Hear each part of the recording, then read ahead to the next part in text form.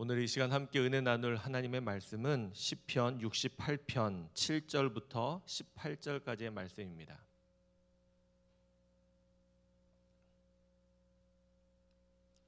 시편 68편 7절부터 18절까지의 말씀입니다.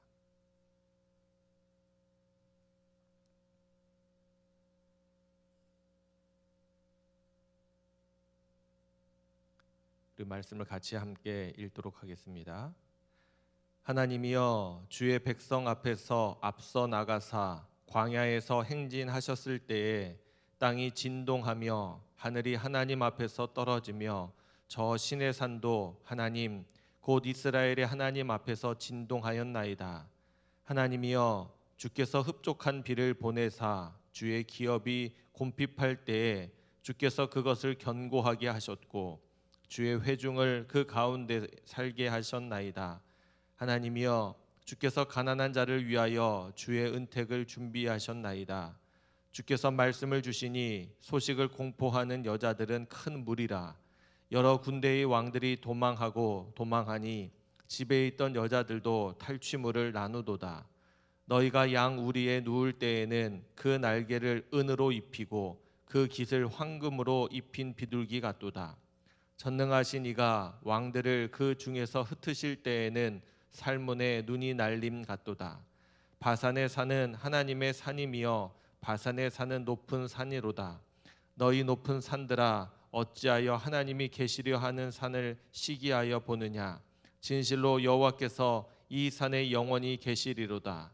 하나님의 병거는 천천히요 만만이라. 주께서 그 중에 계심이 시내산 성소에 계심 같도다. 주께서 높은 곳으로 오르시며 사로잡은 자들을 취하시고 선물들을 사람들에게서 받으시며 반역자들로부터도 받으시니 여호와 하나님이 그들과 함께 계시기 때문이로다. 아멘. 부활주일을 보내고 우리의 일상을 살아내는 월요일을 은혜 가운데 잘 보내셨습니까? 우리의 삶의 자리 가운데 부활 이후의 삶이 더 거룩하게 변화된, 또 부활의 증인으로 아름다운 모습을 지키며 살아가는 우리들의 삶이 되었으면 좋겠습니다. 또 한 가지는 사회적 거리두기가 이제 해제되어서 우리의 일상이 회복되는 그런 조짐이 보이고 있는데, 여러분들의 삶의 자리는 어떠셨는지 모르겠습니다.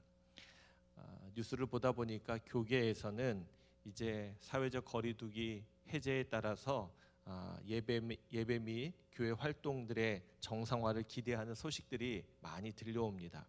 그러면서 또한 최선을 다해서 책임 있는 방역을 계속해서 이어가겠다, 그런 뉴스들을, 또 그러한 소식들을 전하는 것 같습니다. 그렇게 교회와 관련된 뉴스들을 보다 보니까 좀 우습기도 하고 어떻게 보면 엉뚱한 것 같은데, 이런 뉴스 기사 제목이 실려져 있어서 제가 찾아보게 되었습니다. 호재다 들썩, 교회 방역 풀리자 쾌재 부른 의외의 업계. 교회 방역이 풀려서 호황을 누리게 된 업계가 있다, 이런 뉴스인 것 같습니다. 너무 궁금했어요. 교회 방역이 풀려서 호재를 가지게 된 업계가 과연 어떤 업계인가, 그리고 또 교회를 비난하는 그런 또 조롱의 뉴스는 아닌가, 조심스러운 마음으로 한번 찾아서 읽게 되었습니다. 기사를 읽어보니 내용이 이러합니다. 그 업계가 바로 패션 업계라고 합니다. 패션 업계에선 종교 활동 정상화를 의회의 호재로 보고 있다. 정부는 그동안 종교시설 수용 인원을 70% 범위로 제한해 오다 이를 완전히 해제했다. 국내 패션 업계 관계자는 특히 교회와 성당에 갈 때는 정장에 가까운 차림을 갖추고 가는 분들이 많다며 2년간 입고 갈 데가 없다며 옷을 사지 않던 소비자들의 의류 구매가 늘어날 것으로 기대한다. 좀 재미있긴 하지만 다행히 나쁜 소식은 아닌 것 같아서 그나마 괜찮았습니다. 아마 그 사람들이 자신들은 사업적으로 판단하고 생각을 하는 거겠지만, 대부분의 교인들이 교회를 갈 때는 정장 차림으로 아주 예의를 갖추고 깔끔하게 입고 간다라고 그들은 의식하고 생각하고 있다라는 겁니다. 기분은 괜찮더라고요. 세상에서 그렇게 교인들이 평가받고 있다라는 것 자체가 괜찮은 것 같습니다. 그러면서 한번 생각해 봅니다. 우리가 하나님 앞에 나아갈 때 모습이 이러해야 하는구나. 하나님 앞에 겉으로 보기에도 하나님 앞에 바른 모습, 또 깨끗한 모습으로 나아가야 되고, 또 바라기는 우리의 내적인 모습도 하나님 앞에 더 좋은 모습으로 서야 되지 않겠나, 그런 생각 해보게 되었습니다. 바라기는 하나님 앞에 나아갈 때마다, 또 예배할 때마다 우리가 하나님 앞에 더 진실되게 거룩하게 설 수 있게 되시기를 바랍니다. 또한 사회적 거리두기 때문에 우리의 삶의 자리가 조금 위축된 것 같지만 어떻게 보면 또 유익한 부분들도 있지 않았나 싶습니다. 그동안 우리가 너무 안일하게 너무 하고 싶은 것을 다 하며 살지 않았나 싶습니다. 코로나로 인해서 우리의 삶의 반경이 좁아지긴 했지만, 그러면서 우리가 우리의 삶의 자리에 우선순위를 잘 정할 수 있게 되었고요. 또 우리의 삶의 주변들을 정리하면서 하나님 앞에 무엇이 더 중요한지를 깨닫는 시간이 되지 않았습니까? 바라기는 그러한 마음들은 흩어지지 않도록 오히려 하나님 앞에 더 절제하고 인내하고, 또 하나님 앞에 더 귀한 것을 드리는 우리의 삶은 계속해서 이어져 갈 수 있게 되시기를 바랍니다. 그 간절함으로 예배하는 우리들 모두가 되었으면 좋겠습니다. 우리 오늘 함께 읽은 본문도 어제 읽었던 앞부분의 말씀과 이어지는 부분들입니다. 다시 말하면 하나님께서 나타나실 때 또 하나님의 거룩한 역사가 어떻게 드러나는지를, 또 그때 일어난 놀라운 모습들을 묘사하고 보여주고 있기 때문에 그렇죠. 우리 1절에서는 하나님이 일어나시니 이러한 일들이 있다, 이렇게 소개하고 있는 반면, 오늘 본문 7절에서는 이렇게 말하고 있습니다. 하나님이여 주의 백성 앞에서 앞서 나가사. 제가 어제 이 시편 68편 1절이 하나님께서 이스라엘 백성들과 행진할 때, 언약궤가 맨 앞에 서서 나갈 때 모세가 드리는 기도가 그와 똑같다, 그렇게 말씀을 드렸습니다. 오늘 7절에서는 그 부분을 조금 더 구체화시킨 것 같습니다. 하나님이여 주의 백성 앞에서 앞서 나가사. 이스라엘 백성들을 광야에서 이끄실 때 항상 하나님이 앞서서 걸으셨고 인도하셨기 때문에 그렇죠. 그 모습을 그대로 묘사하고 있습니다. 그러면서 이어서 말씀합니다. 광야에서 행진하셨을 때. 지금 시인은 이스라엘 백성들이 광야의 여정 속에서 경험한 하나님의 모습을 묘사하려고 하고 있는 겁니다. 이스라엘 백성들에게 있어서 광야 여정 40년은 매우 특별한 은혜의 시간이었습니다. 그래서 그 이후 많은 사람들이 성경 안에 그때의 일을 회상하고, 또 그때 받았던 은혜들을 기억하는 그런 모습들을 소개하고 있기 때문에 그렇죠. 그러한 특별한 은혜를 경험했던 그 광야의 그 모습을 소개하면서 몇 가지를 이야기를 하고 있습니다. 8절입니다. 땅이 진동하며 하늘이 하나님 앞에서 떨며 저 시내산도 하나님 곧 이스라엘의 하나님 앞에서 진동하였나이다. 하나님의 임재, 또 하나님이 함께 하실 때 일어났던 모습을 8절에서 이렇게 소개하고 있는데, 이 모습을 여러분들이 읽어보시면서 어떤 장면이 혹시 떠오르십니까? 하나님께서 모세를 부르시고 시내산에 임재하셨을 때의 모습이 이와 비슷한 모습입니다. 출애굽기 19장 16절부터 19절입니다. 셋째 날 아침에 우레와 번개와 빽빽한 구름이 산 위에 있고 나팔 소리가 매우 크게 들리니 진중에 있는 모든 백성이 다 떨더라. 모세가 하나님을 맞으려고 백성을 거느리고 진에서 나오매 그들이 산 기슭에 서 있는데 시내산의 연기가 자욱하니 여호와께서 불 가운데서 거기 강림하심이라. 그 연기가 옹기가마 연기같이 떠오르고 온 산이 크게 진동하며 나팔 소리가 점점 커질 때에 모세가 말한즉 하나님이 음성으로 대답하시더라. 또한 이것을 회상하는 신명기 5장 22절 상반절에는 이렇게 기록되어 있습니다. 여호와께서 이 모든 말씀을 산 위 불 가운데 구름 가운데 흑암 가운데에서 큰 음성으로 너희 총회에 이르신 후에. 오늘 본문에 보니까 8절에 이렇게 땅이 진동하고 하늘이 하나님 앞에서 떨어지며, 이것은 표현할 때 비로 표현하기도 하고요. 우리가 보통 하늘을 상징하는 것 중에 구름이 있지 않습니까? 구름이 시내산에 내려와 있었을 때의 모습을 상징하기도 합니다. 그래서 하나님 앞에서 이런 모습, 하나님이 임재하실 때 이런 모습들을 지금 소개하고 있는 겁니다. 지금 다윗의 시대에 하나님께서 다윗의 이 노래를 통해서 그들 가운데 이렇게 하나님 내려와서 임재하시기를, 또 임재하셨을 때 이런 놀라운 일들이 있기를 소원하는 마음으로 노래하고 있지 않나 싶습니다. 그렇게 임재를 묘사하면서 하나님께서 우리들에게 베푸신 은혜들을 또한 고백하며 노래하고 있죠. 9절부터 10절입니다. 하나님이여 주께서 흡족한 비를 보내사 주의 기업이 곰핍할 때에 주께서 그것을 견고하게 하셨고 주의 회중을 그 가운데에 살게 하셨나이다. 하나님이여 주께서 가난한 자를 위하여 주의 은택을 준비하셨나이다. 하나님이 임재하셨을 때 온 땅이 진동하고 두렵고 무섭지만 그럼에도 불구하고 하나님의 은혜를 입은 사람들이 있다라는 거죠. 여러분들, 이스라엘 백성들이 광야 여정을 걸어갈 때 그들을 이끄시는 하나님의 소문이 주변 많은 민족들, 나라들에게 그 소식이 전파되었습니다. 아시죠? 그래서 가나안 땅에 있는 사람들도 이스라엘 백성들이 자신의 땅으로 들어올까 봐 전전긍긍했던 겁니다. 왜요? 하나님이 그들에 앞서가셔서 모든 대적들을 다 물리치시고 승리하는 것을 그들이 보았기 때문에, 하나님께서 그들을 어떻게 이끄시는지를 그들이 다 알고 있었다는 겁니다. 그렇듯 하나님의 은혜를 입은 사람들은 하나님이 그렇게 그들에게 임재하셔서 이러한 놀라운 은혜들을 베풀어 주셨다. 다윗은 그것을 기억하며 지금 노래하고 있는 겁니다.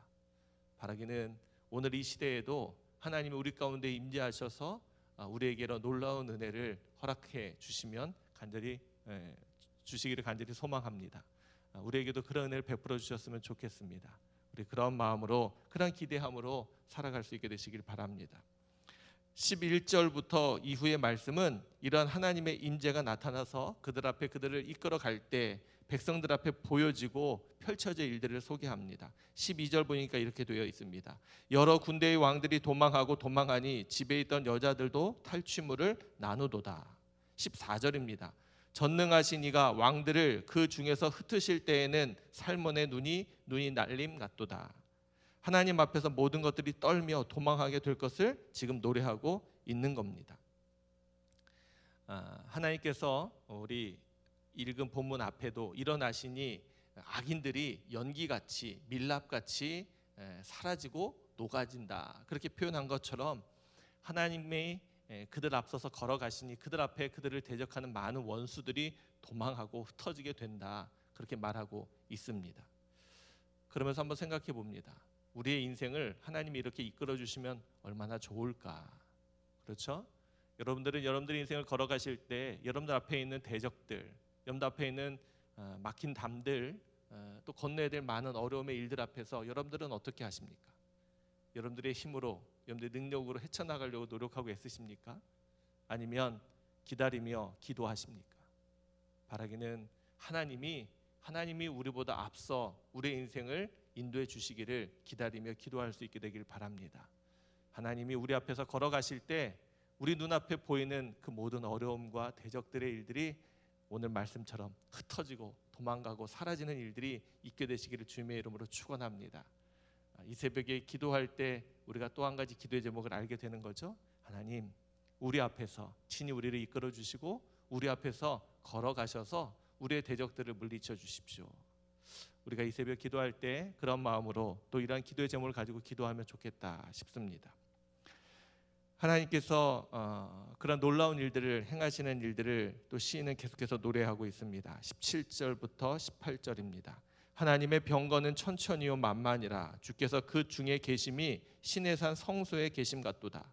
주께서 높은 곳으로 오르시며 사로잡은 자들을 취하시고 선물들을 사람들에게서 받으시며 반역자들로부터도 받으시니 여호와 하나님이 그들과 함께 계시기 때문이로다. 할렐루야. 여기서 표현하는 표현은 한 가지입니다. 하나님이 그들과 함께 계시니 이러한 일들이 일어나고 있다, 그렇게 말하고 있습니다. 오늘 우리가 함께 그 본문 안에는 하나님께서 앞서 나가시면서 대적들을 꺾으시고 또 온 땅이 하나님의 임재를 보게 하는 그런 내용을 노래하고 있고, 또 하나님 베푸신 은혜들을 찬양하고 있습니다. 오늘 말씀을 쭉 읽어가면서 말씀을 준비하면서 이 모든 것이 은혜다. 이 모든 것이 은혜다. 하나님께서 광야 그들의 여정을 이끌어 가신 것 그 자체가 은혜이고 그들과 함께 있는 것 자체가 은혜다. 이런 생각을 해보게 됩니다. 근데 그러면서도 제 마음에 유독 들어온 한 단어가 있어서 그 단어를 좀 묵상해 보았습니다. 9절 말씀에 나오는 흡족한이라는 말입니다. 여러분들 흡족하다라는 말을 사전적으로 찾아보면 이렇게 되어 있습니다. 조금도 모자람이 없이 넉넉하여 만족함을 느끼는 상태. 흡족하다. 혹시 여러분들 흡족한 적이 있으십니까? 최근에 난 참 흡족했다. 흡족하기가 어렵죠. 좋다 그러는데 흡족하다. 더 나아가 한번 여쭤봅니다. 우리 주님께 받은 은혜가 흡족했다 느끼신 때가 혹시 언제이십니까? 아니면 지금 여러분들 흡족한 은혜를 느끼고 누리고 계십니까? 바라기는 주님의 은혜를 흡족히 누릴 수 있게 되시기를 바랍니다. 오늘 성경에 보니까 주님께서 하나님께서 그들에게 흡족한 비를 내려주셨다 그렇게 말하고 있습니다. 이것은 그들이 메마른 땅을 살아가는 그 광야 여정 가운데 그들에게 내리는 진짜 비일 수도 있고요. 또 우리가 알다시피 하나님께서 주시는 만나가 하늘에서 비처럼 내렸다라는 표현이 있지 않습니까? 그래서 만나일 수도 있습니다. 그런데 여기서 표현되는 이 비는 은혜를 상징하는 겁니다. 이처럼 하나님께서 흡족한 은혜를 이스라엘 백성들에게 내려주셨다는 겁니다. 언제요? 광야에서 거칠고 은혜가 없고 살 수도 없는 그곳에서 그 상황에서 하나님이 그들에게 흡족한 은혜를 주셨다라는 겁니다. 할렐루야. 얼마나 놀랍습니까? 아무것도 기대할 수 없고 소망할 수 없고 살 수 없고 오히려 죽을 것 같은 그러한 상황에서 하나님이 그들에게 흡족한 은혜를 주셨다 그렇게 말하고 있습니다. 그런데 더 놀라운 것은요, 이 흡족하다라는 이 단어가 가지고 있는 의미입니다. 히브리어 원어로 보면 이 흡족하다라는 단어는 네다보트라고 기록되어 있는데 이 네다보트의 어근은 나다브라는 말입니다. 이 나다브는 자원하다, 즐거이 드리다 이런 의미를 가지고 있습니다. 다시 말하면 이 흡족하다라는 표현을 쓸 때는 예를 들면 여기서 쓰는 것이 아니라 우리가 하나님의 마음을 흡족하게 해드린다 이럴 때 사용해야 되는 말입니다. 그러니까 우리가 하나님을 예배할 때 자원하는 마음으로 또 즐거이 드리는 마음으로 하나님을 예배하고 드려야 된다 이렇게 표현하는 거거든요. 그러니까 보통은 우리가 하나님을 흡족하게 해드린다. 보통 자녀들이 부모의 마음을 흡족하게 해드린다 이렇게 표현하지 않습니까? 부모가 자녀들의 마음을 흡족하게 한다 이런 표현들은 잘 안 쓰는 겁니다. 기쁘게 한다, 뭐 즐겁게 한다 이렇게 쓰겠죠. 그런데 여기는 지금 하나님이 우리에게 흡족한 비를 내려주셨다 해서 우리의 느낌에서 흡족함도 있지만 묵상해 보면 하나님도 그 비를 내리시면서 우리를 흡족하게 해주셨다라는 말입니다. 보통으로 사용되지 않는 표현이 사용된 겁니다. 그러면서 하나님의 은혜가 얼마나 놀라운지를 제 안에 깨닫게 되는 것이죠. 하나님께서는 우리가 간절히 기도해서 우리가 하나님 앞에 부르짖어서 이런 은혜를 베푸신 것이 아니라는 겁니다. 하나님은 스스로 우리를 사랑하셔서 우리가 보통 자원하는 마음으로 드리는 것처럼 즐거이 드리는 것처럼 하나님은 우리에게 그러한 마음으로 우리에게 주셨다라고 볼 수 있는 겁니다. 물론 우리에게 있어서 흡족하다라는 표현이 맞죠. 그러나 우리에게 흡족하도록 하나님께서도 흡족한 은혜를 주셨다. 그렇게 생각해 볼 수 있는 겁니다. 어제 말씀을 준비하면서 이 말, 우리에게 흡족한 은혜를 주신 하나님, 또 주님도 그 은혜를 주시면서 흡족해 하셨을 그 하나님을 생각하니까 제 마음이 큰 감동으로 울컥하더라고요. 여러분들에게 잘 전달됐는지 모르겠어요. 이 새벽 제가 여러분들에게 전달하고 싶은 마음은 바로 이 하나님의 마음입니다. 하나님이 여러분들에게 은혜 베푸신 것을 그만큼 좋아하시고 기뻐하신다는 겁니다. 우리의 모습과는 상관없이, 우리의 처지와는 상관없이, 우리가 살아가고 있는 이 땅의 모습과는 상관없이 하나님은 우리에게 은혜 주시기를 그렇게 좋아하신다는 사실을 여러분들 꼭 기억했으면 좋겠습니다. 이 새벽 우리가 함께 기도하면서 우리가 이 은혜를 누릴 뿐 아니라 이 은혜를 기억하고 감사할 수 있었으면 좋겠습니다. 그래서 하나님 앞에 고백했으면 좋겠어요. 하나님, 하나님의 은혜가 제게 흡족합니다. 모자라서 하나님 더 주십시오라고 말하지 말고요. 하나님 저는 모자르니까 더 주십시오라고 기도하지 마시고요. 이 새벽에는 그렇게 기도해 봤으면 좋겠어요. 하나님, 제게 주신 은혜가 저에게 너무나 흡족합니다. 이제 너무나 충분합니다. 그렇게 기도한다면 하나님이 우리의 기도를 들으시는 하나님의 그 마음이 어떠실까? 바라기는 하나님께서 여러분들에게 베푸시는 이 흡족한 은혜가 늘 있기를 바라고, 또 우리가 누리고 있는 모든 것이 정말로 흡족한 은혜임을 깨닫고 살아가는 저와 여러분들 모두가 되시기를 주님의 이름으로 축원합니다. 오늘 하루도 하나님께서 우리에게 흡족한 은혜를 베푸실 겁니다. 우리가 믿고 고백해야 하는 겁니다. 우리가 그 은혜 안에 거해야 하는 겁니다. 바라기는 이 하루 또 우리의 남은 삶이 이런 흡족한 은혜로 충만한 그런 거룩한 삶, 은혜의 삶이 되시기를 주님의 이름으로 축원합니다. 기도하겠습니다. 하나님, 우리가 살아가는 날 동안 힘들고 어려운 일들이 참 많이 있습니다.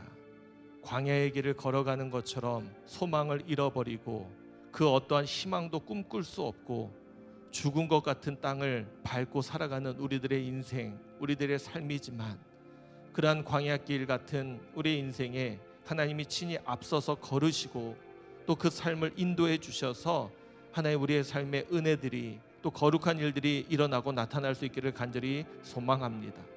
우리의 길을 가로막고 있는 하나님 높고 험한 산들이나 건널 수 없는 강들이나 하나님 그 앞을 막고 있는 많은 대적들 앞에 두려워하거나 도망하지 않게 하시고, 하나님 우리의 힘과 능력으로 넘으려 하지 않게 하시고, 하나님이 우리 앞서서 걸으심을 기다리며 또 기도하며 나아갈 때 하나님 앞에서 그 모든 것들이 무너지고 도망하게 되고 흩어지게 될 줄로 믿습니다. 하나님 우리 앞에 주님이 친히 걸으셔서 인도해 주셔서 우리가 하나님을 따라가는, 또 하나님의 인도함 받는 거룩한 삶을 살아갈 수 있도록 인도해 주옵소서. 그 광야의 여정 가운데 하나님이 그들에게 흡족한 은혜를 내리셨던 것 다시 한번 기억하며 오늘 우리들에게도 이러한 흡족한 은혜를 허락해 주시기를 간절히 소망합니다. 아니, 우리에게 이미 흡족한 은혜를 주셨지만 우리가 그 은혜를 누리지 못하고 있어 하나님 이 시간 고백하며 나아갈 수 있기를 간절히 소망합니다. 우리에게 주신 하나님의 은혜가 흡족합니다. 그렇게 기도하고 고백하는 살아가는 귀한 종들 되게 해주시고, 아버지 그렇게 살아가는 우리의 인생의 삶이 그 흡족한 은혜를 풍성히 또 충만히 누리며 살아가는 삶이 되게 해 주옵소서. 우리에게 이 귀한 은혜를 하나님 기쁨으로 즐거움으로 베푸시는 그런 하나님을 기억하며 오늘도 믿음 안에서 신실하게 살아가는 우리 교회 모든 성도들 되게 해 주옵소서. 이 새벽에도 믿음으로 기도하는 것, 하나님의 은혜 가운데 감사하며 기도할 때 하나님 우리의 기도를 들으시고 우리의 삶을 친히 주의 손으로 붙드셔서 하나님이 기뻐하시는 삶으로, 은혜의 삶으로 주님 만들어 주옵소서. 하나님께서 우리와 함께 하시고 동행하실 것을 믿으며 우리를 사랑해 주시는 예수 그리스도의 이름으로 기도하옵나이다. 아멘. 하나님 고맙습니다. 우리의 삶을 그대로 두지 않으시고